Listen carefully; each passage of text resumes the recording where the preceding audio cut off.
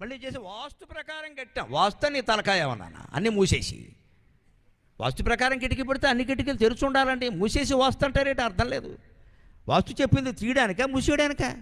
కిటికీలు లెక్క చూస్తాడా అంటే? వాస్తు పురుషుడు అని ఒక పెద్ద మనిషి ఉండి ఆయన వచ్చి కిటికీలు లెక్కెట్టి అప్పుడు శుభాన్ని ఇస్తాడా? అజ్ఞానం కదండి ఇది, అజ్ఞానం కదా.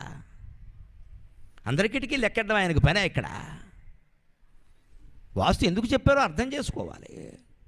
ఇటు కిటికీ ఉంటే అటు ద్వారబంధం ఉండాలని చెబుతారమ్మా. ఎప్పుడు ద్వారబంధాలు కిటికీలు సరి సంఖ్యలో ఉంటాయి, బెస్ సంఖ్యలో ఉండవు. మీకు 4, 6, 8, 10, 12 అలాగే ఉంటాయి. 7, 3 పెట్టమని ఎవడో చెప్పడు ఇక్కడ. ఎందుకు పెట్టమని చెప్పారు? నీ ఇష్టం వచ్చినట్టు లెక్క కాదు ఇక్కడ. ఇటు కిటికీ ఉంటే అటు ద్వారబంధం, అటు ద్వారబంధం ఉంటే ఇటు కిటికీ. ఎందుకని? ఇటు నుంచి వచ్చిన గాలి అటు వెళ్ళిపోవాలి, అటు నుంచి వచ్చిన గాలి ఇటు వెళ్ళిపోవాలి. మధ్యలో నువ్వు సేఫ్గా ఉండాలి. అనేక రకాల సమస్యలు, దుఃఖాలు, సుఖాలు ఇటు నుంచి వస్తాయి, ఇటు నుంచి వెళ్ళిపోతాయి. మధ్యలో నువ్వు బ్రహ్మజ్ఞానంతో ఉంటావు, హనుమంతుల్లా వీరాసనంలో. అది జీవితం, అది జీవితం. వాస్తు వెనకాల ఎంత తత్వం ఉంది.